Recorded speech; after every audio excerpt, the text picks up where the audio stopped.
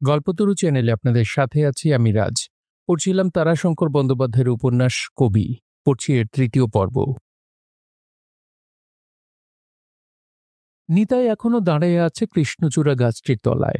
ফাল্গুনের দ্বীপ্রহরে দিকচক্রবাল ধুলার আস্তরণে ধূসর হইয়া উঠিয়াছে। বাতাস উতলা হইয়াছে। সেই উতলা বাতাস ধুলা উড়াইয়া লইয়া বহিয়া যায় যেন দূরের নদীর প্রবাহের মতো। নিতাইয়ের মন এখনো চঞ্চল।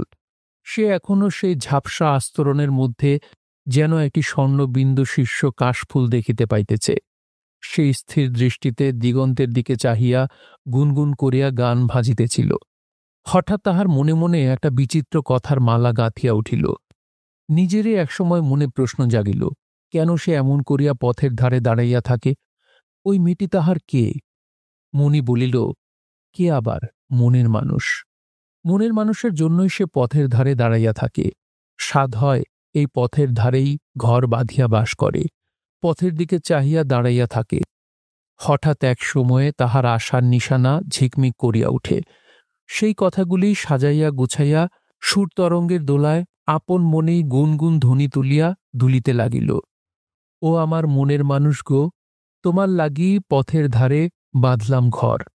ছটায় ছটায় ঝিকিমিকি তোমার নিশানা, আমায় হেথা টানে নিরন্তর। তাহাই সে করিবে। পথের ধারে ঘর বাঁধিয়া অহরহ দাওয়ায় বসিয়া পথের পানে চাহিয়া থাকিবে। ঘর হইতে ঠাকুরঝি বাহির হইলেই তাহার মাথার ঘটিতে রোদের ছটা লাগিয়া ঝিলিক উঠিবে। সে ঘটিতে ওঠা ছটার ঝিলিক আসিয়া তাহার চোখে লাগিবে। গান বাঁধিয়া সে সুরে ভাজিতে লাগিল, ও আমার মনের মানুষ গো।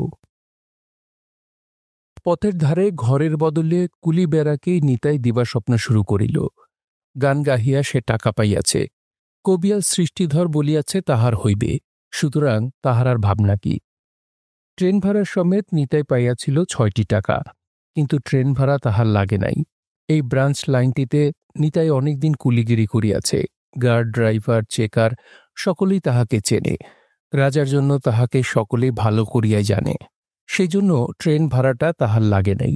৬টা টাকাই বাঁচিয়াছিল। জুতা ১৪ আনা, চাদর ১২ আনা, দেশলাই বিড়ি আনা ২ এই ১ টাকা ১২ আনা বাদে ৪ টাকা ৪ আনা সম্বল লইয়া নিতাই ফিরিয়াছে। প্রত্যাশা আছে আবার শীঘ্রই ২-১টা বাইনা আসিবে। নিতাইয়ের ধারণা, যাহারা তাহার গান শুনিয়াছে তাহাদের মুখে মুখে তাহার নাম চারিদিকে ছড়াইয়া পড়িতেছে। নতুন একটি ছোকরা মহাদেবের দলে দোয়ারকি করেছিল, দেখেছ? হ্যাঁ হ্যাঁ, ভালো ছোকরা, পেড়ে মিষ্টি গলা। হুম, শুধু গলায় মিষ্টি নয়, কবিয়ালও ভালো। এবার মহাদেবের মান রেখেছে ওই। মহাদেব তো বেহুশ, ওই গান ধরলে। কালো যদি মন্দ তবে কেশ পাকিলে কাঁদো কেনে, তাতেই আসর একেবারে গরম হয়ে উঠল। দাও জবাব, কালো যদি মন্দ তবে কালো চুলের এত গরব কেন? এত ভালোবাসো কেন? পাকলেই বা মন খারাপ কেন? বলো কি, এই ছোকরার বাধা গান ওটা? হ্যাঁ, তাহলে আমাদের মেলাতে ওই ছোকরাকেই আনো। নিতাই মনে মনে নিজের দরও ঠিক করিয়া রাখিয়াছে। মহাদেব ৮ টাকা লইয়া থাকে, সৃষ্টিধর ১০ টাকা। নিতাই ৫ টাকা হাঁকিবে, ৪ টাকা রাত্রিতে রাজি হইবে। এখন একজন ঢুলি চাই। রাজনের ছেলে যুবরাজকে দিয়া কাঁসি বাজানোর কাজ দিব্যি চলিবে। এবার সে আরও ভালো গান বাঁধিয়াছে, সুরও হইয়াছে তেমনি। ও আমার মনের মানুষ গো, তোমার লাগি পথের ধারে বাঁধিলাম ঘর। ছটায় ছটায় ঝিকিমিকি তোমার নিশানা, আমায় হেথা টানে নিরন্তর। ইহাতেই মাত হইয়া যাবে, একবার সুযোগ পাইলে হয়। মুশকিল এখানেই। কবির পালায় এমন গান গাহিবার সুযোগ সহজে মিলে না, তবু আশা সে রাখে। এই কারণেই ঢং ঢং করিয়া ট্রেনের ঘণ্টা পড়িলেই সে তাড়াতাড়ি আসিয়া স্টেশনে বসে। ট্রেনের প্রতি যাত্রীকে সে লক্ষ্য করিয়া দেখে। মেলা খেলা লইয়া যাহারা থাকে তাহাদের চেহারার মধ্যে একটা বিশিষ্ট ছাপ আছে। নিতাই সেই ছাপ খুঁজিয়া ফেরে। কেবল যায় না ১২টার ট্রেনের সময়, কারণ ওই সময়টিতে আসে ঠাকুরজি। মাসখানেক পর গভীর রাত্রি। নিতাই চুপ করিয়া বসিয়াছিল। সে ভাবিতেছিল। সেদিন তাহার হাতের সম্বল আসিয়া ঠেকিয়াছে একটি সিকিতে। তাহার মনটা অকস্মাৎ আবার ভাঙিয়া পড়িতে চাহিতেছে। কোনরূপে আর ৪টা দিন চলিবে, তারপর আবার কি মোট বহন করিতে হইবে? নাহিলে উপোস করিয়া মানুষ কয়দিন থাকিতে পারে? এদিকে ঠাকুরঝির কাছে দুধের দাম বাকি পড়িয়া যাইতেছে। 10 দিন আগে অবশ্য সব মিটাইয়া দিয়েছে। 10 দিনের 10 পোয়া দুধের দাম 10 পয়সা বাকি। নিতাই স্থির করিল আজই সে দুধের রোজে জবাব দিবে। পরদিন দ্বীপ্রহরে রেল লাইনের বাঁকের মুখে, যেখানে লাইন দুইটা মিলিয়া এক হইয়াছে বলিয়া মনে হয়, সেইখানে দৃষ্টি নিবন্ধ করিয়া সে দাঁড়াইয়া রহিল। আজই তার শেষ দাঁড়াইয়া থাকা। ও আমার মনের মানুষ, গান আর শেষ হইল না, হইবেও না। আজ হইতে সে ভুলিয়া যাইবে, আর গাহিবে না। ওইখানেই অকস্মাৎ এক সময় দেখা গেল মাথার ঘটি সাদা ধপধপে কাপড় পরা ঠাকুরঝিকে। ঠাকুরঝি আগাইয়া কাছে আসিল। তাহাকে দেখিয়া নিতাই হাসিল। ঠাকুরঝি বলিল, না বাপু, তুমি অমন করে দাঁড়িয়ে থেকো না। নোকে কি বলবে বলো দেখি। একটা দীর্ঘ নিঃশ্বাস ফেলিয়া নিতাই বলিল, নোকে কি কথা বলবে জানি না, আমি তোমাকে একটা কথা বলবার নেগে দাঁড়িয়ে আছি। নিতাই এখন ভদ্র ভাষায় কথা বলিতে চেষ্টা করে, তাই লকারকে নকার করিয়া তুলিয়াছে। লোহাকে বলে নোয়া, লুচিকে বলে নুচি, লঙ্কা নঙ্কা। লোক নোক হইয়া উঠিয়াছে তাহার কাছে। রাজন ঠাকুরঝি তাহার ভাষার এই মার্জিত রূপের পরম ভক্ত। নিতাইয়ের কথা শুনিয়া ঠাকুরঝি সপ্রশ্ন ব্যগ্র দৃষ্টিতে তাহার মুখের দিকে চাহিয়া রহিল। কি কথা? অকারণে মেয়েটির বুকের মধ্যে হৃৎপিণ্ডের স্পন্দন মুহূর্তে দ্রুত হইয়া উঠিল। কি কথা বলিবে কবিয়াল? নিতাই বলিল, অনেকদিন থেকেই বলবো মনে করি, কিন্তু। একটু নীরব থাকিয়া নিতাই বলিল, আর ভাই দুধের প্রয়োজন আমার হবে না। ঠাকুরজি মুহূর্তে কেমন হইয়া গেল। এ কথা শুনিবে তাহা তো সে ভাবে নাই। তাহার মুখের শ্রী মুহূর্তে মুহূর্তে পরিবর্তিত হইতেছিল। বর্ষার রস পরিপুষ্ট ঘনশ্যাম পত্রশ্রীর মতো তাহার সে মুখখানি মুহূর্তে মুহূর্তে পরিবর্তিত হইয়া হেমন্ত শেষের পাতার মতো পাণ্ডুর হইয়া আসিল। সে হইতেছিল সম্পূর্ণভাবে তাহার অজ্ঞাতসারে। সে নির্বাক হইয়া শুধু নিতাইয়ের মুখের দিকে চাহিয়া দাঁড়াইয়া রহিল। নিতাইয়ের কথার শেষে তাহার মুখ এবার যে পাণ্ডুর হইয়া গেল, তাহার আর পরিবর্তন ঘটিল না। অনেকক্ষণ পরে সে যেন কথা খুঁজিয়া পাইল। কথাটা নিতাইয়েরই কথা। সেই কথাটাই সে যেন কম্পিত কণ্ঠে যাচাই করিয়া লইল। আর দুধ নেবে না? না। কেনে? কি দোষ করলাম আমি? তাহার চোখ দুইটি জলে ভরিয়া উঠিল। নিতাই কিছুক্ষণ চুপ করিয়া রহিল। উত্তর দিবার শক্তি তাহার ছিল না। কোনরূপে নিজেকে সামলাইয়া লইয়া বলিল, মিথ্যে কথা একই মহাপাপ। তার ওপর তোমার কাছে মিথ্যে বললে পাপের আমার পরিসীমা থাকবে না। আমার সামর্থ্যে কুলোচ্ছে না ঠাকুরজি। তারপর একটা গভীর দীর্ঘ নিঃশ্বাস ফেলিয়া সে বলিল, দরিদ্র ছোট লোকের কবি হওয়া বড় বিপদের কথা ঠাকুরজি। কাতর অনুনয় ব্যগ্রতা করিয়া মেয়েটি বলিয়া উঠিল, তোমাকে পয়সা দিতে হবে না কবিয়াল। অকণ্ঠিত আবেগে সে নিতাইয়ের হাত দুইটি চাপিয়া ধরিল। নিতাই তাহার মুখের দিকে চাহিয়া কিছুক্ষণ চুপ করিয়া থাকিল। তারপর বলিল, না, জানতে পারলে তোমার স্বামী পেয়ার করবে, শাশুড়ি তিরস্কার করবে, ননদে গঞ্জনা দেবে। ঠাকুরজি প্রতিবাদ করিয়া উঠিল, না না না, ওগো, একটি গায়ে আমার নিজের আছে, আমি বাবার ঘর থেকে এনেছি, সেই গায়ের দুধ আমি তোমাকে দেব। নিতাই চুপ করিয়া রহিল। লেবে না কবিয়াল? মেয়েটির কণ্ঠস্বর কাঁপিতেছিল। দৃষ্টি ফিরাইয়া নিতাই দেখিল আবার তাহার চোখ দুইটি জলে টলমল করিতেছে। সান্ত্বনা দিবার জন্যই নিতাই মৃদু হাসিল। সঙ্গে সঙ্গে ঠাকুরঝির মুখেও হাসি ফুটিয়া উঠিল। নিতাইয়ের মুখের হাসিকেই সম্মতি ধরিয়া লইয়া মুহূর্তে সে উচ্ছ্বসিত হইয়া উঠিয়াছে, এবং সেই উচ্ছ্বাসেই সে পুলকিত দ্রুত লঘুপদে নিতাইকে অতিক্রম করিয়া আসিয়া নিজেই নিতাইয়ের বাসায় দুয়ার খুলিয়া ফেলিল। ঘরকন্যা তাহার পরিচিত। দুধের পাত্রটি বাহির করিয়া দুধ ঢালিয়া দিয়া দ্রুততর পদে বাহির হইয়া গ্রামের দিকে পথ ধরিল। নিতাই পিছন হইতে ডাকিল, ঠাকুরজি। ঠাকুরজির যেন শুনিবার অবসর নাই। তাহার যেন কত কাজ। নিজের গতিবেগ আরও একটু বাড়াইয়া দিয়া সে চলিয়া গেল। তখন চলিয়া গেলেও ফিরিবার পথে সে আসিয়া আবার বারান্দায় বসিয়া পা দোলাইতে দোলাইতে বলিল, দাও, চা দাও, আমার নতুন কাপে দাও। চায়ের কাপটি নামাইয়া দিয়া নিতাই বলিল, একটি কথা শুধাবো ঠাকুরজি। চায়ের কাপে চুমুক দিয়া ঠাকুরজি বলিল, বলো। আমাকে বিনি পয়সায় কেন দুধ দেবে ঠাকুরজি? ঠাকুরজি স্থির দৃষ্টিতে তাহার মুখের দিকে চাহিয়া রহিল। নিতাই আবার প্রশ্ন করিল, বলো কিসের লেগে? ঠাকুরজি বলিল, আমার মন। নিতাই অবাক হইয়া গেল। তোমার মন? ঠাকুরজি বলিল, হ্যাঁ, আমার মন। তারপর হাসিয়া মুখ তুলিয়া সে বলিল, তুমি যে কবিয়াল, কত বড় নোক। বলিয়া সে চায়ের কাপটি ধুইবার ওছিলায় বাহির হইয়া গেল। ফিরিয়া দেখিল নিতাই হাসি মুখে দাঁড়াইয়া আছে।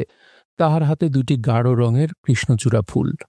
ফুল দুইটি আগাইয়া দিয়া নিতাই বলিল, নাও, কবিয়ালের হাতে ফুল নিতে হয়। ঠাকুরঝি লজ্জায় মুখ ফিরাইয়া বলিল, না, তবে আমিও দুধ নেব না। ঠাকুরঝি লঘু ক্ষিপ্র হাতে ফুল দুইটি টানিয়া লইয়া একরকম ছুটিয়াই পলাইয়া গেল। নিতাই নতুন গানের কলি ভাজিতে বসিল। আজ আবার নতুন কলি মনে হইয়াছে। ও আমার মনের মানুষ গো। গানটি শুধু দু কলি আছে, আর নাই। ও গানটি ভুলিবার সংকল্পই সে করিয়াছিল, কিন্তু বিধাতা দিলেন না ভুলিতে। ওই গানটিকে সে পুরা করিতে বসিল। বড় ভালো গান। ছটায় ছটায় ঝিকিমিকি তোমার নিশানা। গুনগুন করিতে করিতেই সে একখানা কাঠ উনানে গুজিয়া দিল। ট্রেন চলিয়া গিয়াছে। ডিউটি শেষ করিয়া এবার রাজন চা চিনি লইয়া আসিবে। আবার একবার চা খাইবে। নতুন কলি আসিয়াছে, বড় ভালো কলি। নিতাই খুব খুশি হইয়া উঠিল। আহা, সেই ছটাতে ঘর পুড়িল, পথ করিলাম সার। তাই বটে, পথই সে সার করিয়াছে। কিন্তু তারপর? হ্যাঁ, হইয়াছে, পাইয়াছে, সে পাইয়াছে। সেই পথের চারিদিকেই বাঁশি বাজিতেছে। পথে দাঁড়াইয়া থাকিতে দুঃখ কষ্ট নাই। চারিদিকে চার বৃন্দাবনে বংশী বাজে কার? কার আবার? সেই ব্রজের বাঁশি। সে বাঁশি যে চিরকাল বাজিতেছে। প্রেম হইলে তবে শোনা যায়, না হইলে যায় না। সে শুনিয়াছে। সে আজ স্পষ্ট অনুভব করিল ঠাকুরঝিকে সে ভালোবাসে। ঠাকুরঝিও তাহাকে ভালোবাসে। গুনগুন করিয়া নিতাই আপন মনে আখর দিল। বংশী বাজে তার, ও রাধা, রাধা রাধা বলে। তারপর? তারপর? আহা, সেই বাঁশি। না না, হাঁ। ঘর জ্বলিল, মন হারালো ছটার সুরে গো। সুখের এ কি আকুল আতান্তর। আতান্তরই বটে, এ বড় আতান্তর। অকস্মাৎ তাহার গান বন্ধ হইয়া গেল। একটা কথা মনে হইতেই গান বন্ধ করিয়া সে শিহুরিয়া উঠিল। ঠাকুরজি ভিন্ন জাতি। অন্য একজনের সহিত তাহার বিবাহ হইয়াছে। এ যে মহাপাপ। ওহ, এত বড় আতান্তর। অনেকক্ষণ নিতাই চুপ করিয়া রহিল। নির্জনে বসিয়া সে বারবার তাহার মনকে শাসন করিতে চেষ্টা করিল। বারবার সে শিহুরিয়া উঠিল। তাহার অবাধ্য মন কিছুতেই শাসন মানিতে চায় না। অবাধ্য মন লজ্জা পায় না, দুঃখিত হয় না। সে যেন কত খুশি হইয়াছে, কত তৃপ্তি পাইয়াছে। ঘরের প্রতিটি কোণে যেন ঠাকুরঝি দাঁড়াইয়া আছে। অন্ধকারের মধ্যে খাড়ে ধোয়া ধপধপে কাপড় পরিয়া সে যেন দাঁড়াইয়া আছে নিতাইয়ের মনের খবর জানিবার জন্য। নিতাই অধীর হইয়া উঠিল। তাড়াতাড়ি উঠিয়া ঘরের জানলাটা খুলিয়া দিল। উদাস দৃষ্টিতে সে খোলা জানালা দিয়া চাহিয়া রহিল রেলের লাইনের দিকে। রেলের সমান্তরাল লাইন দুইটা যেখানে মিশিয়া এক হইয়া গিয়াছে মনে হয়, সেইখানেই নিতাইয়ের আজ মনে হইল একটি স্থির স্বর্ণবিন্দু জাগিয়া রহিয়াছে। সে অচঞ্চল। সে নড়ে না, আগায় না, চলিয়া যায় না, স্থির। ঠাকুরজি যেন ঘর হইতে বাহির হইয়া ওইখানে গিয়া দাঁড়াইয়া আছে। জানালা খুলিয়া দেওয়ায় রাগ করিয়া চলিয়া যাইবার পথে সে ঘুরিয়া দাঁড়াইয়া দেখিতেছে কবিয়াল তাহাকে ডাকে কিনা। নিতাইয়ের বুকের ভিতরটা কেমন করিয়া উঠিল। সে ঘর হইতে বাহির হইয়া গিয়া বসিল কৃষ্ণচূড়া গাছটার তলায়। রাঙা ফুলে ভরা গাছ, চিরল চিরল পাতার ডগায় থোপা থোপা ফুল। গাছটার এমন অপরূপ বাহার নিতাই আর কখনো দেখিয়াছে বলিয়া মনে হইল না। সামনেই রেললাইনের ওপাশে বনো আউচের গাছ। বনো আউচের মিঠা গন্ধ আসিতেছে। কদমের গাছটায় কচি পাতা দেখা দিয়াছে। বর্ষা নামিলেই কদমের ফুল দেখা দিবে। বাবুদের আমবাগানে দুইটা কোকিল পাল্লা দিয়া ডাকিতেছে।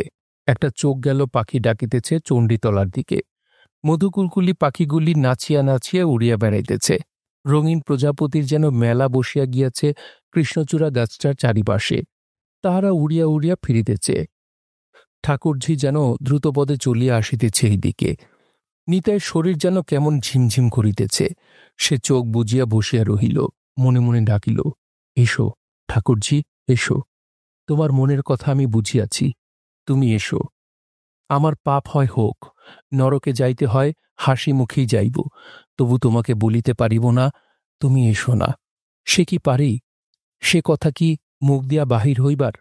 এসো তুমি, এসো। তাহার মনে হইল নষ্ট চাঁদের কথা। সে চাঁদ দেখিলে নাকি কলঙ্ক হয়। নিতাই কিন্তু কখনো সে কথা মানে নাই। মনের মধ্যে তাহার আবার গান গুনগুন করিয়া উঠিল। আপনি যেন কলিটা আসিয়া পড়িল। চাঁদ দেখে কলঙ্ক হবে বলে কে দেখে না চাঁদ? ঠাকুরজি তাহার সেই চাঁদ। ঠাকুরজি যদি আর না আসে তবে নিতাই বাঁচিবে কি করিয়া? এখানে থাকিয়া সে কি করিবে? কোথায় সুখ তবে? সে এইখানে বসিয়া ওই পথের দিকে চাহিয়া চাহিয়া চোখের দৃষ্টি হারাইয়া ফেলিবে। চাঁদ দেখে কলঙ্ক হবে বলে কে দেখে না চাঁদ?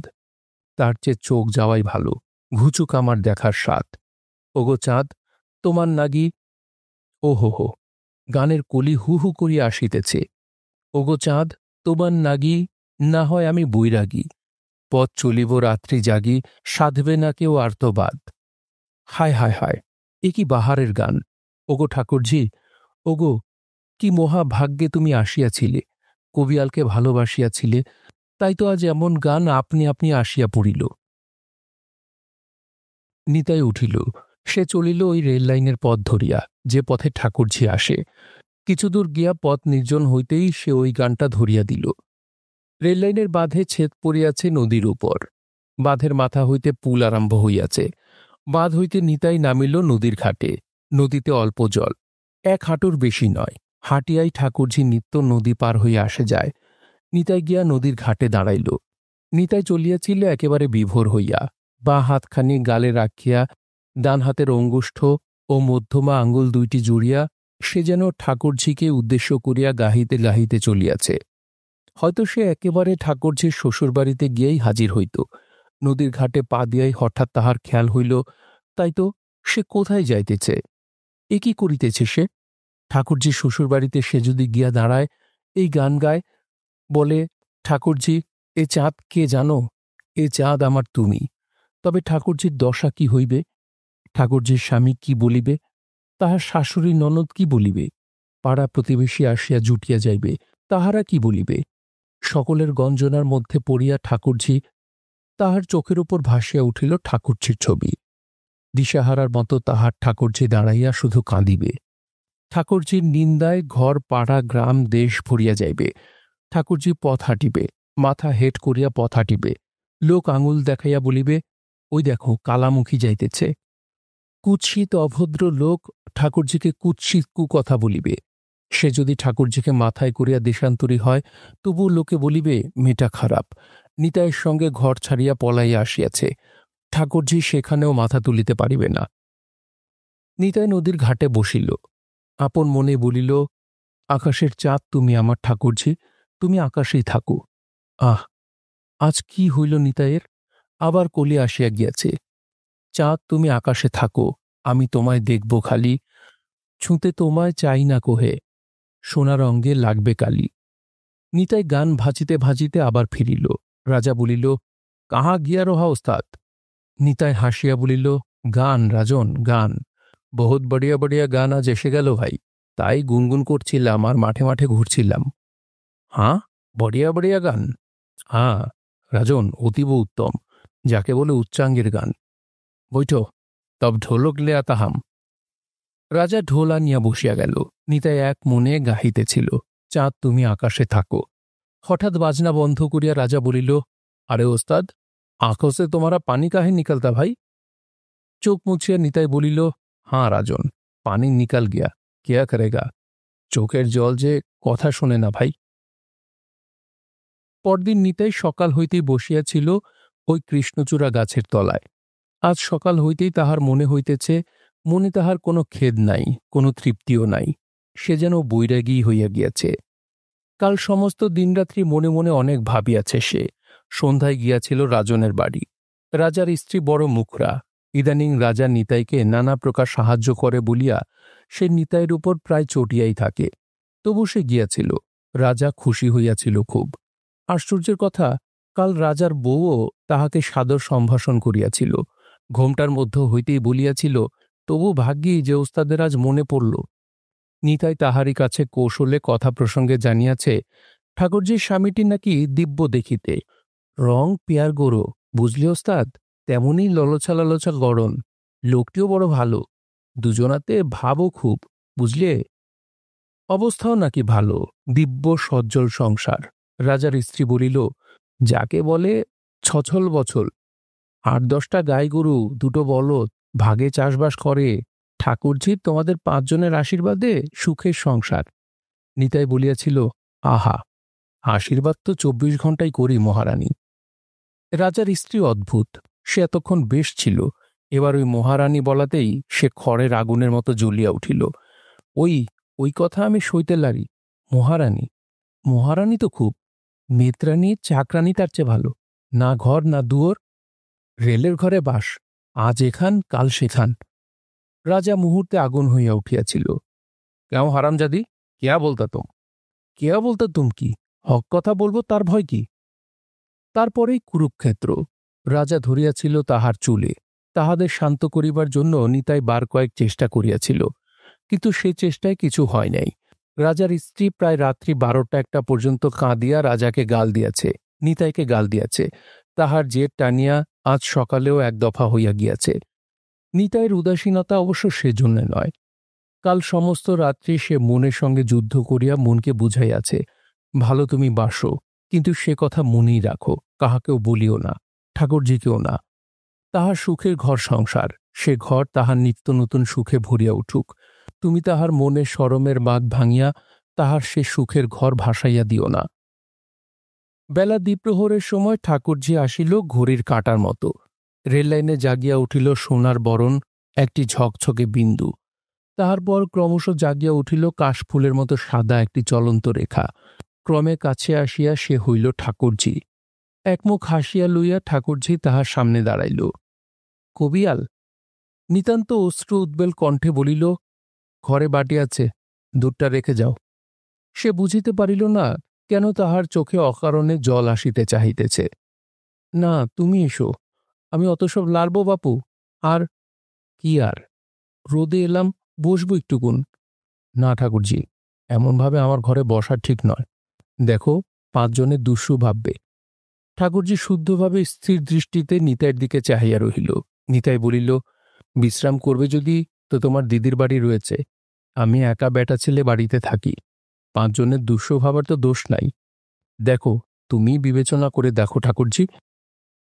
তাহার মুখে নিরুপায় মানুষের সকরুণ হাসি ফুটিয়া উঠিল। ঠাকুরজি হন হন করিয়া চলিয়া গেল। নিতাই একটা দীর্ঘশ্বাস ফেলিয়া স্তব্ধ হইয়া বসিয়া রহিল। দিন এমনইভাবেই চলিতে আরম্ভ করিল। নিতাই উদাসীন হইয়া বসিয়া থাকে, গানও আর তেমন গায় না। ঠাকুরজি আসে, সেও আর নিতাইয়ের সঙ্গে কথা বলে না।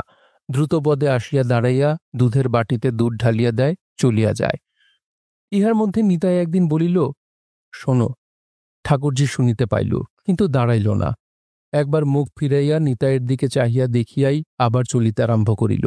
নিতাই আবার ডাকিল, যেও না, শোনো ঠাকুরজি। ঠাকুরজি এবার দাঁড়াইল। শোনো, এদিকে ফেরো। ঠাকুরজি ফিরিয়া দাঁড়াইল। নিতাইয়ের চোখে মুহূর্তে জল আসিয়া পড়িল। সে তৎক্ষণাৎ ঘুরিয়া দাঁড়াইয়া হাত নাড়িয়া ইঙ্গিত করিয়া বলিল, না না, যাও তুমি, বলবো, আরেকদিন বলবো। ঠাকুরজি আর দাঁড়াইল না, চলিয়া গেল। দিন কয়েক আবার সে আগের মতো চলিল। কেহ কাহারও সঙ্গে কথা বলে না। একদিন ঠাকুরজি দুধ ঢালিয়া দিয়া চুপ করিয়া দাঁড়াইয়া রহিল। কয়েক মুহূর্ত পরে বলিল, সেদিন যে কি বলবো বলেছিলে, বললেন না? নিতাই বলিল, বলবো। বলো। কিছুক্ষণ চুপ করিয়া থাকিয়া নিতাই বলিল, আরেকদিন বলবো ঠাকুরজি। ঠাকুরজি একটু হাসিল। সে হাসি দেখিয়া নিতাইয়ের বুক একটা প্রচণ্ড দীর্ঘ নিঃশ্বাসে আলোড়িত হইয়া উঠিল। ঠাকুরজি সঙ্গে সঙ্গে ফিরিল, বাড়ি হইতে বাহির হইয়া চলিয়া গেল। নিতাইয়ের বুক ভরা দীর্ঘ নিঃশ্বাসটা এতক্ষণে ঝরিয়া পড়িল। যে কথাটা বলা হইল না, সে কথা গান হইয়া বাহির হইয়া আসিল। বলতে তুমি বলো না কো, আমার মনের কথা থাকুক মনে। তুমি দূরে থাকো, সুখে থাকো, আমি পুরি মন আগুনে। অনেকদিন পরে নিতাইয়ের মনে গান আসিয়াছে। দুঃখের মধ্যেও নিতাই খুশি হইয়া উঠিল। গুনগুন করিয়া গান ধরিয়া নিতাই চলিল বাবুদের বাগানের দিকে। বাবুদের বাগানে তাহার গানের অনেক সমজদার আছে। বাগানের প্রতিটি গাছ তাহার সমজদার শ্রোতা। এই বাগানেই সে প্রথম প্রথম কবিগান অভ্যাস করিত। গাছগুলি হইত মজলিসের মানুষ, তাহাদের সে তাহার গান শুনাইত। আজ বাগানে আসিয়া সে গান ধরিল, ওই গানটাই ধরিল, সাক্ষী থাকো তরুলতা, শোনো আমার মনের কথা, এ বুকে যে কত ব্যথা, বোঝো বোঝো অনুমানে, আমি পুরি মন আগুনে। গান শেষ করিয়া চুপ করিয়া বসিল। না, এমনভাবে আর দিন কাটে না। এই মনের আগুনে সে আর পুড়িতে পারিবে না। শুধু মনের আগুনেই নয়, পেটের আগুনের জ্বালা সেও তো কম নয়। রোজগার গিয়াছে, পুঁজি প্রায় ফুরাইয়া আসিল। রোজগারের একমাত্র পথ মোট বহন। কিন্তু কবিয়াল হইয়া তো ওই কাজ করিতে পারিবে না। অন্তত এখানে সে পারিবে না। এখান হইতে তাহার চলিয়া যাওয়াই ভালো। তাই করিবে সে। কালে গিয়া মা চণ্ডীকে প্রণাম করিয়া মনে মনে বলিবে, মাগো, তোমার অভাগা ছেলে নিতাইচরণকে কবিয়াল করিলে, কিন্তু তাহার মনের দুঃখ, পেটের দুঃখ বুঝিলে না, কোনো উপায় করিলে না। সে চলিল, তাহাকে বিদায় দাও তুমি। তাহার মনে পড়িয়া গেল অনেক দিন আগের একটা শোনা গান, বাউলেরা গাহিত, ক্ষুদিরামের ফাঁসির গান, বিদায় দে মা, ফিরে আসি। ওই প্রথম কলিটা লইয়া তাহার পাদ পূরণ করিতে করিতে সে ফিরিয়া আসিয়া চুপ করিয়া বসিল। বিদায় দে মা, ফিরে আসি। বলতে কথা বুক ফাটে মা, চোখের জলে ভাসি। স্তব্ধ হইয়া সে বসিয়াছিল। তাহার সে স্তব্ধতা ভাঙিল রাজনের ক্রুদ্ধ চিৎকার। সে সচকিত হইয়া উঠিল। রাজা কাহাকে দুর্দান্ত ক্রোধে ধমক দিতেছে। চুপ রহ। পরক্ষণে স্ত্রী কণ্ঠে তীক্ষ্ণ কর্কশ ধ্বনি ধ্বনিত হইয়া উঠিল। চা চিনি নিয়ে যাবে? কেন? কিসের লেগে? লাজ নাই, হায়া নাই, বেহায়া, চোখ খেগো মিনছে। আর কথা শোনা গেল না। শোনা গেল দুবদাব শব্দ, আর স্ত্রী কণ্ঠে আর্ত চিৎকার। রাজা নীরবে স্ত্রীকে প্রহার করিতেছে। রাজার স্ত্রী উচ্চ চিৎকারে কাঁদিতেছে। নিতাই ছি ছি করিয়া সারা হইল। না, এই চায়ের পর্বটা বন্ধ করিয়া দিতে হইবে। ওস্তাদ, ওস্তাদ! স্ত্রীকে প্রহার করিয়া সেই মুহূর্তটিতেই রাজা আসিয়া ঘরে ঢুকিল। বানাও চা, 15-16 আদমিকে মাফিক। প্রায় পোয়াখানেক চা, 5-7 টাক চিনি সে নামাইয়া দিল। রাজার স্ত্রীর দোষ কি? এই অপব্যয় কেহ চোখে দেখিতে পারে? আর এত চা চিনি হইবেই বা কি? নিতাই গম্ভীরভাবে বলিল, রাজন। রাজন নিতাইয়ের কথায় কানই দিল না। সে বাসার বাহিরে চলিয়া গেল। দুয়ারের সামনে দাঁড়াইয়া হাঁকিল, হো ভैया লোক হো, হ্যাঁ হ্যাঁ হিয়াও, চলে আও সব লোক, চলে আও। নিতাই বিস্মিত হইয়া উঠিয়া আসিল। মেয়ে পুরুষের একটি দল আসিতেছে। ঢোল, টিনের তরঙ্গ, কাঠের বাক্স, পোঁটলা, আসবাবপত্র অনেক। মেয়েদের বেশভূষা বিচিত্র। পুরুষগুলিরও বিশিষ্ট একটা ছাপ মারা চেহারা। এ ছাপ নিতাই চেনে। চা দাও ভাই, মরে গেলাম মাইরি। কথাটা যে বলিল সে ছিল দলের সকলের পিছনে। দলটি দাঁড়াইতেই সে আসিয়া সকলের আগে দাঁড়াইল। একটি দীর্ঘ কৃশতনু গৌরাঙ্গী মেয়ে। অদ্ভুত দুটি চোখ, বড় বড় চোখ দুইটা সাদা খেতে যেন ছুরির ধার। সেই শানিত দীপ্তির মধ্যে কালো তারা দুইটা কৌতুকে অহরহ চঞ্চল। বৈশাখের মধ্যাহ্ন রৌদ্রের মধ্যে যেন নাচিয়া ফিরিতেছে মধুপ্রমত্ত দুইটা কালো পতঙ্গ, মরণজয়ী দুইটা কালো ভ্রমর। রাজনের মুখের দিকে চাহিয়া মেয়েটা আবার বলিল, কই হে, কোথায় তোমার ওস্তাদ না ফোস্তাদ? রাজন নিতাইকে দেখাইয়া বলিল, ওহি হামারা ওস্তাদ। নিতাই অবাক হইয়া গিয়াছিল।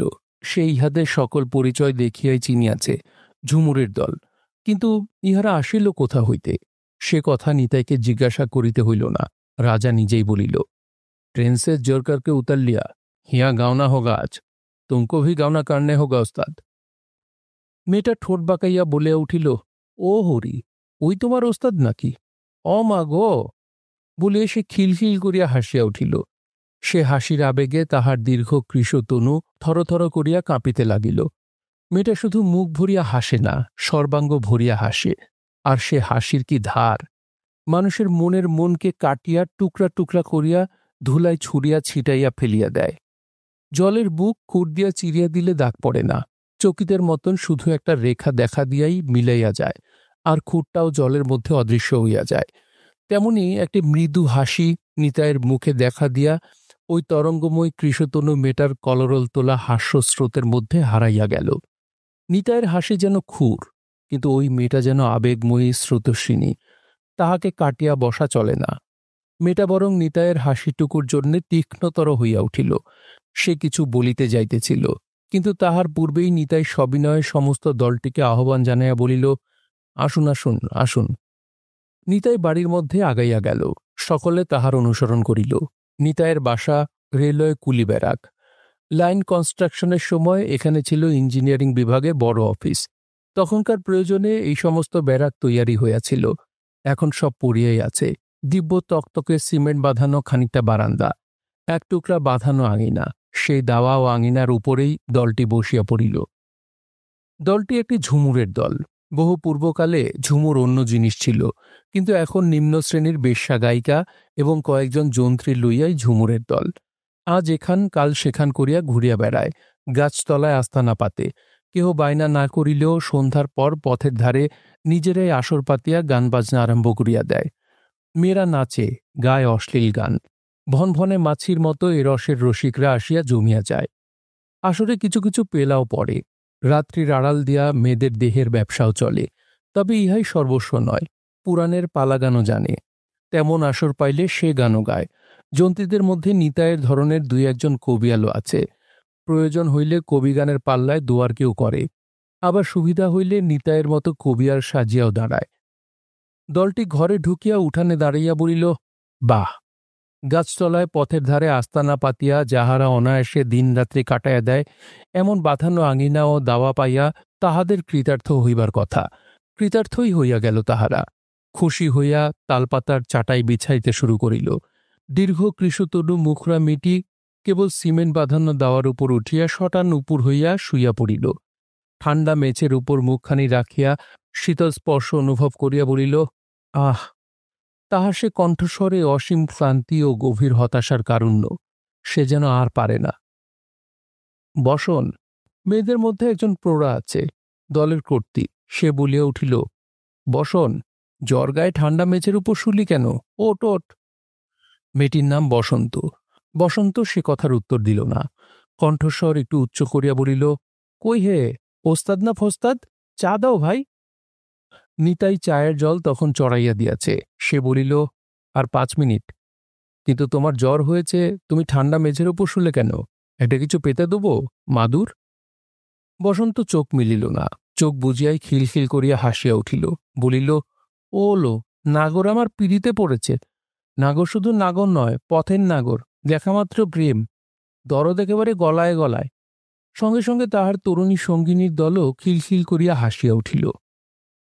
ঠাকুরঝি সেই নতুন মগটিতে চা ঢালিয়া নিতাই সেই মগটি বসন্তের মুখের সম্মুখে নামাইয়া দিয়া বলিল, বুঝে কেউ, চায়ের সঙ্গে যোগ বসের রস দিয়েছি। কবিয়াল নিতাই রসের কারবারি। রসিকতার এমন ধারালো প্রতিদ্বন্দ্বিতার পাত্র পাইয়া সে মুহূর্তে মাতিয়া উঠিল। চায়ের গন্ধ পাইয়া ও স্টিলের মগের শব্দ শুনিয়া তৃষ্ণার্তের মতো আগ্রহে বসন্ত ইতিমধ্যে উঠিয়া বসিয়াছিল। সে মুখ মচকাইয়া হাসিয়া নিতাইয়ের মুখের দিকে বড় বড় চোখ দুইটা মেলিয়া চাহিয়া বসিল। বলো কি নাগর, পিড়িতে কুলোল না, শেষে যোগ বস। অপর সকলকে সে চা পরিবেশন করিতে করিতে নিতাই গান ধরিয়া দিল। প্রেম ডুরি দিয়ে বাঁধতে নাড়লেম হাজ, চন্দ্রাবলী সিঁদুর শ্যামের মুখ চাঁদে, আর কি উপায় বৃন্দে, এইবার এনে দে বশীকরণ লতা, বাঁধবে ছাদে ছাদে। গানটা কিন্তু নিতাইয়ের বাধা নয়। নিতাইয়ের আদর্শ কবিয়াল তারণ মোড়লের বাধা গান নিতাইয়ের মুখস্থ ছিল। ঝুমুর দলের মেয়ে, সমাজের অতি নিম্ন স্তর হইতে ইহাদের উদ্ভব। আক্ষরিক কোনো শিক্ষাই নাই, কিন্তু সঙ্গীত ব্যবসায়িনী হিসেবে একটা অদ্ভুত সংস্কৃতি ইহাদের আছে। পালাগানের মধ্য দিয়া ইহারা পুরাণ জানে, পৌরাণিক কাহিনীর উপমা দিয়া ব্যঙ্গশ্লেষ করিলে বুঝিতে পারে, প্রশংসার সহানুভূতিও উপলব্ধি করে। নিতাইয়ের গানের অর্থ বসন্ত বুঝিতে পারিল। তাহার চোখ দুইটা একেবারে শানিত খুঁড়ের মতো ঝকমক করিয়া উঠিল, কিন্তু পরক্ষণেই মুখ নামাইয়া চায়ের কাপে চুমুক দিল। পুরুষদের একদল বলিল, ভালো ওস্তাদ, ভালো। অন্যজন সায় দিল, হ্যাঁ ভালো বলেছ ওস্তাদ। হ্যাঁ। ভুরু কুঞ্চিত করিয়া অন্য একটি মেয়ে বলিল, হ্যাঁ ময়না বলে ভালো। নিতাইয়ের গানের অন্তর্নিহিত ব্যঙ্গ এক বসন্ত নয়, মেয়েদের সকলেরই গায়ে লাগিয়াছিল। সঙ্গে সঙ্গে বসন আবার বলিয়া উঠিল, উড়ন ঝাড়া কালো কয়লা, আগুন তাতে দিপি দিপি, ছ্যাঁকা লাগে। নিতাই হাসিয়া বলিল, না ভাই, ছ্যাঁকা কি দিতে পারি? আর তোমার সঙ্গে আমার কি পীড়িত হয় না হতে পারে? তুমি ফোটা ফুল, আমি ধুলো, ফুলের পথের নাগর তো ধুলো। বলিয়াই গুনগুন করিয়া ধরিয়া দিল, ফুলেতে ধুলাতে প্রেম হয় নাকো ফুল ফোটার কালে। ফুল ফোটে সেই আকাশ মুখে চাঁদের প্রেমে হেলে দুলে। ধুলা থাকে মাটির বুকে, চরণতলে অধোমুখে। ফুল ঝরিলে করে বুকে, সেই লেখা তার পোড়া কপালে। বলো বটে কিনা? বসন্ত বিস্ফারিত দৃষ্টিতে তাহার দিকে চাহিয়া রহিল। লোকটা কি? প্রৌঢ়া বিচারকের মতো স্মিত হাসি হাসিয়া বলিল, তা তোদের হার হলো বাছা, জবাব তোরা দিতে নারলি। তা বাবা কি এসব গান মুখে মুখে বেঁধে সুর দিয়ে গাইছ? নিতাই সবিনয় বলিল, খানিক আধেক চেষ্টা করি, দু চারটে আসরে কবিগানও করেছি, গানটা আমার বাধাই বটে। প্রৌঢ়া বলিল, পদখানি তো বড় ভালো বাবা। নিতাই হাত জোর করিয়া কপালে ঠেকাইয়া বলিল, তাঁর দয়া। বসন্ত কোনো কথা বলিল না। চাটুকু নিঃশেষ পান করিয়া মগটা নামাইয়া দিয়া আবার সে মাটিতে লুটাইয়া শুইয়া পড়িল। রাজা সেই মুহূর্তে ঘরে ঢুকিল। তাহার দুই হাতে হাঁড়ি মাসলা, বগলে শালপাতার বোঝা। মিলিটারি রাজা হুকুমে সুরে ব্যবস্থা জানাইয়া দিল, ভैया लोग ওই বটতলা में জায়গা সাফ हो गया, अब खाना ওনা পাকা লিজিয়ে। একসময় রাজাকে একা পাইয়া নিতাই চুপি চুপি প্রশ্ন করিল, রাজন, এইসব খরচপত্র করছ? রাজার সময় অত্যন্ত কম এবং সংসারে গোপনও কিছু নাই। সে বাধা দিয়া স্বাভাবিক উচ্চকণ্ঠে বলিল, সব ঠিক হে ভাই, সব ঠিক হে। বিনিয়া মামা 8 আনা দিয়া, কলালা 4 আনা, মুদি 8 আনা, মাস্টারবাবু 8 আনা, কুতামবাবু 8 আনা, गार्डबाबू 8 आना, मालगाड़ी के डेरे पर 8 आना, हमारा 1 रुपया, बस जोड़ लो, तुम्हारा 1 रुपया, उ लोग को 2.5 रुपया, 12 आना के चाउल टाउल, बस हो गया। সঙ্গে সঙ্গে সে চলিয়া গেল। ওদিকে শান্টিং লাইন হইতে একখানা গাড়ি কুলিরা ঠেলিয়া প্রায় পয়েন্টের কাছে লইয়া গিয়াছে। নিতাই গাছতলায় আসিয়া দাঁড়াইল। ভ্রাম্যমাণ সম্প্রদায়টি ইতিমধ্যেই অত্যন্ত ক্ষিপ্র নিপুণতার সহিত গাছতলায় সংসার পাতিয়া ফেলিল। উনান পাতিয়া তাহাতে আগুন দিল। একটি মেয়ে জল আনিল। একজন তরকারি কুটিতে বসিল।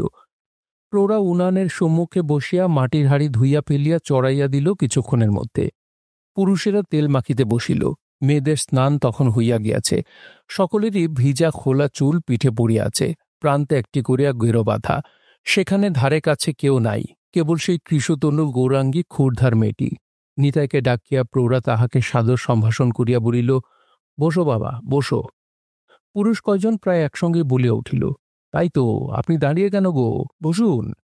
উনানে একটা কাঠ গজিয়া দিয়া প্রৌঢ়া বলিল, খাসা গলা আমার বাবার। তারপর মুখের দিকে চাহিয়া স্মিত হাসি হাসিয়া বলিল, এই নাইনেই থাকবে বাবা, না কাজকর্মও করবে, এও করবে? এই নাইনেই থাকবার তো ইচ্ছে, তা দেখি। বিয়ে টিয়ে করেছ? ঘরে কে আছে? বিয়ে? নিতাই হাসিল, হাসিয়া বলিল, ঘরে মা আছে, বোন আছে, মা বোনের কাছেই থাকে, আমি একা। তবে আমাদের দলে এসো না কেন? নিতাই কিন্তু এ কথার উত্তর চট করিয়া দিতে পারিল না। সম্মতি দিতে গিয়া মনে পড়িয়া গেল রাজাকে, মনে পড়িয়া গেল ভুঁইচাপার শ্যামল সরস ডাঁটাটির মতো কোমল শ্রীময়ী ভক্ত মেয়েটি ঠাকুরঝিকে। সে চুপ করিয়া রহিল। কিছুক্ষণ অপেক্ষা করিয়া প্রৌঢ়া আবার প্রশ্ন করিল, কি বলছো বাবা? বাবা ভাবছে তোমার মনের মানুষের কথা। সঙ্গে সঙ্গে খিলখিল হাসি। নিতাই পিছন ফিরিয়া দেখিল, ভিজা কাপড়ে দাঁড়াইয়া সদ্য স্নাতা বসন্ত। মেয়েটা স্নান করিয়া চুল গা মোছে নাই, চুল পর্যন্ত ঝাড়ে নাই। ভিজা চুল হইতে তখনও জল গড়াইয়া পড়িতেছে। নিতাই অবাক হইয়া গেল। বউ কেমন হে? বশীকরণের লতায় ছাদে ছাদে বেঁধেছ বুঝি? নিতাই এতক্ষণে সবিস্ময়ে বলিল, জ্বর গায়ে তুমি চান করে এলে? ধুয়ে দিয়ে এলাম, চন্দ্রাবলীর প্রেম জ্বর কি না? বলিয়াই সে খিলখিল করিয়া হাসিয়া ভাঙিয়া পড়িল। সঙ্গে সঙ্গে সিক্ত বাসনে স্বচ্ছতার আড়ালে তাহার সুপরিস্ফুটিত সর্বাঙ্গ হাসিয়া উঠিল। নিতাইয়ের লজ্জা হইল। প্রৌঢ়া বলিল, তাই তো বটে, চান করে এলি? ছাড় ছাড়, ভিজে কাপড় ছাড় বসন, তুই কোনদিন মরবি ওই করে। বিচিত্র হাসিয়া বসন বলিল, ফেলে দিও টেনে। তা বলে চান না করে থাকতে পারি না, চান না করলে মাগো গায়ে যা বাস ছাড়ে। একটি তরুণী মুচকি হাসিয়া বলিল, চুল ফেরে না লতায় পাতায়, তা বল। বসন হাত দিয়া মাথার চুলে চাপ দিতে দিতে বলিল, আমার তার কেশ দিয়ে নাগরের পা মুছতে হয় না, তা চুল না ফিরিয়ে করব কি? বহু পরিচর্যাই ইহাদের ব্যবসা, কিন্তু নারী চিত্তের স্বভাব ধর্মে একটি বিশেষ অবলম্বন ভিন্ন ইহারাও থাকিতে পারে না। সঙ্গের পুরুষগুলির মধ্যেই দলের প্রত্যেক মেয়েটিরই প্রেমাস্পদজন আছে, সেখানে মান অভিমান আছে, সাধ্য সাধনাও আছে, কিন্তু বসন্তের প্রেমাস্পদ কেউ নাই। সে কাহাকেও সহ্য করিতে পারে না। কেহ পতঙ্গের মতো তার শানিত দীপ্তিতে আকৃষ্ট হইয়া কাছে আসিলে মেয়েটার ক্ষুর ধারে তাহার কেবল পক্ষচ্ছেদই নয়, মর্মচ্ছেদও হইয়া যায়। তাই বসন্ত সঙ্গিনীকে এমন কথা বলিল। ফলে ঝগড়া একটা বাঁধিয়া উঠিবার কথা। আহত মেয়েটি ফনা তুলিয়াও উঠিয়াছিল, কিন্তু দলের নেত্রী প্রৌঢ়া মাঝখানে পড়িয়া কথাটা ঘুরাইয়া দিল। হাসিয়া বলিল, ও বসন, শোন শোন, দেখ আমাদের ওস্তাদকে পছন্দ হয় কিনা। তাহার কথা শেষ হইল না। বসন্তের উচ্চ উচ্ছল হাসিতে ঢাকা পড়িয়া গেল। নিতাই ঘামিয়া উঠিল। প্রৌঢ়া ধমক দিয়া বলিল, মরণ, এত হাসছিস কেনে? হাসি থামাইয়া বসন্ত বলিল, মরণ তোমার নয়, মরণ আমার। কেন? মাগো, ও যে বড্ড কালো, মাগ। সকলেই নির্বাক হইয়া রহিল। বসন্ত আবার বলিল, কালো অঙ্গের পরশ লেগে আমি শুদ্ধ কালো হয়ে যাব মাসি? মুখ বাঁকাইয়া সে একটু হাসিল। তারপর আবার বলিল, যাই শুকনো কাপড় পরে আসি। নিমুনি হলে কে করবে বাবা? সে হেলিয়া দুলিয়া চলিয়া গেল। একটি মেয়ে বলিল, মরণ তোমার, গলায় দড়ি। প্রৌঢ়া ধমক দিল, চুপ কর বাছা, কোদল বাঁধাস নে। মেয়েটি একেবারে চুপ করিল না। আপন মনেই মৃদুস্বরে গজগজ করিতে আরম্ভ করিল। নিতাই আপন মনে মুচকি মুচকি হাসিতেছিল। হাসিতেছিল ওই গৌরব গর্বিণীর রকম সকম দেখিয়া। মেয়েটা ভাবে তাহার ওই সোনার মতো বরণের ছটায় দুনিয়ার চোখ ধাঁধিয়া গিয়াছে। সবাই উহাকে পাইবার জন্য লালাইত। হায় হায় হায়। প্রৌঢ়া আবার কথাটা পারিল। বলি, হাঁ গো, ও ছেলে। আমাকে বলছেন? হ্যাঁ, ছেলেই বলবো তোমাকে। অন্য লোক বলে ওস্তাদ। রাগ করবে না তো বাবা? না না, রাগ করব কেন? মাসির এই কথাটি তাহার বড় ভালো লাগিল। কি বলছো? এই নাইনেই যখন থাকবে তখন এসো না আমাদের সঙ্গে। না। নিতাইয়ের কণ্ঠস্বর দৃঢ়। সকলেই চুপ করিয়া রহিল। নিতাই উঠিল। তাহলে আমি যাই এখন, আমাকেও রান্নাবান্না করতে হবে। ওহে কয়লা মানিক। বসন্তর কণ্ঠস্বর। নিতাই ফিরিয়া চাহিল। ইতিমধ্যে বসন্ত বিন্যাস করিয়া চুল আছড়াইয়াছে। বিন্যাস করিবার মতো চুলও বটে মেয়েটির। ঘন এক পিঠ দীর্ঘ কালো চুল, কপালে সিঁদুরের টিপ, পরনে ধপধপে লাল নকশিপান মিলের শাড়ি। বসন্ত হাসিয়া বলিল, তোমার নাম দিয়াছি ভাই কয়লা মানিক। কালো মানিক কি বলতে পারি? সে হাত জোর করিয়া কালো মানিককে প্রণাম করিল। নিতাই হাসিয়া বলিল, ভালো ভালো, তা বেশ তো, ময়লা মানিক বলতেও পারো। সে ওই কয়লাতেই আছে। বসন্ত মুখ বাঁকাইয়া হাসিল। নিতাই বলিল, তা আছে, কিন্তু ময়ে ময়ে মিল নাই। ওতে কথাটা মিষ্টি হয়। গানের কান আছে তাই বললাম, কালা হলে বলতাম না। বলো, কি বলছো? আমার একটি কাজ করে দেবে? কি বলো? 4 পয়সার মাছ এনে দেবে? আমার আবার মাছ নইলে রোচে না। দেবে এনে? দাও। নিতাই হাত পাতিল, কিন্তু বসন্ত পয়সা দিতে হাত বাড়াইতেই সে আপনার হাতখানি অল্প সরাইয়া লইল। বলিল, আলগোছে ভাই, আলগোছে। কেনে? চান করতে হবে নাকি? মেয়েটার ঠোঁটের কোণ দুইটা যেন গুণ দেওয়া ধনুকের মতো বাঁকিয়া উঠিল। নিতাই হাসিয়া বলিল, কয়লার ময়লা লাগবে ভাই তোমার রাঙা হাতে। বসন্তের হাতের পয়সা আপনি খসিয়া নিতাইয়ের হাতে পড়িয়া গেল। মুহূর্তে ধনুকের গুণ যেন ছিঁড়িয়া গেল। তাহার অধর প্রান্ত থরথর করিয়া কাঁপিয়া উঠিল। পরমুহূর্তেই সে কম্পন তাহার বাঁকা হাসিতে রূপান্তর গ্রহণ করিল। দেখিয়া নিতাইয়ের বিস্ময়ের আর সীমা রহিল না। মনে হইল মেয়েটা যেন গল্পের সেই মায়াবিনী। প্রতিদ্বন্দ্বী সাপ হইতে যে বেজি হয়, বিড়াল হইয়া বেজিরূপিণী তাহাকে আক্রমণ করিলে বেজি হইতে সে হয় বাঘিনী। কান্না তাহার বাঁকা হাসিতে পাল্টাইয়া গেল মুহূর্তে। হাসিয়া সে বলিল, সেই জন্যেই আলগোছে দিলাম। জেলে পাড়ার পথে নিতাইয়ের মনে গান জাগিয়া উঠিল, নতুন গান। মনে মনে ভাবিয়া সে ওই মেয়েটার একটা তুলনা পাইয়াছে, শিমুল ফুল। গুনগুন করিয়া সে কলি ভাজিতে আরম্ভ করিল। আহা আহা, রাঙা বরণ, শিমুল ফুলের বাহার শুধু সার। শুনছিলেন তারাশঙ্কর বন্দ্যোপাধ্যায়ের উপন্যাস কবি। পড়ছিলাম এর 3য় পর্ব। উপন্যাসটি আপনাদের কাছে কেমন লাগছে অবশ্যই কমেন্ট করে জানাবেন। ভালো লাগলে লাইক করবেন, চাইলে শেয়ার করতে পারেন। সবাই ভালো থাকবেন, সুস্থ থাকবেন এবং গল্পগুলোর সঙ্গেই থাকবেন। ধন্যবাদ।